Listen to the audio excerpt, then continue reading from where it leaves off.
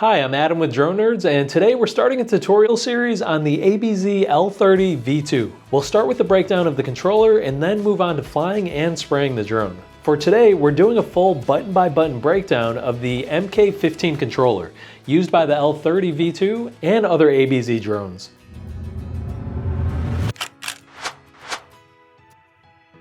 So the first thing we'll be covering are the LED lights. When the controller is off, a short press of the power button will show you the battery levels with blue LEDs. So in this case, we can see that the controller is completely full. And to turn the drone on, we're just going to do a short press and then hold that until you hear that tone. And we're not connecting to our aircraft today, but once you do, this red LED will turn green. And now we'll cover the A, B, C, and D buttons.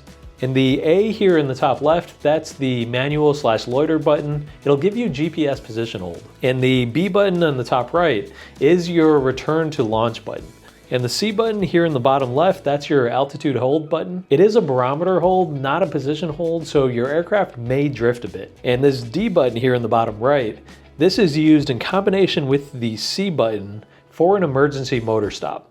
You just hold down the C and D buttons together and the motors will shut down immediately on your aircraft. So be very careful with this. The aircraft will crash, so only use this in an emergency. And this here in the middle will control your altitude control method with relative mode in the middle and follow terrain on the left or right. And now for the 3-point switches, we have 2 of them on the left and right. Now on the right side, the back position, so down, is the manual pump/spinner test. So this is used to prime the lines or flush the system or any pre-flight spray checks. And on the left side is another 3-position switch, so this is for an optional night kit. So the middle position is off, but down or up will turn your lamp on. Now moving to the ports, we do have 2 speakers on the bottom, and under this flap here we can see we have a USB on the left, a UART port, a micro SIM card slot, and a micro SD card slot, and also a 1/4-inch screw hole. Then switching to the top, we have another set of connections under this flap.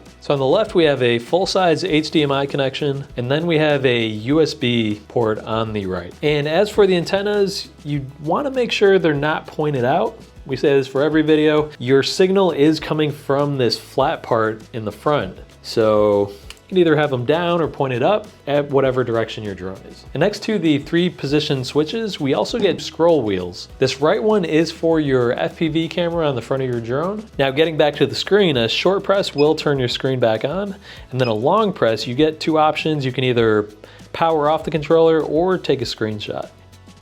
So that's it for all the buttons and controls on the MK15 controller. In the next video, we're going to break down all the settings and menus that you'll see on the screen. So thanks for watching, and we'll see you in the next one.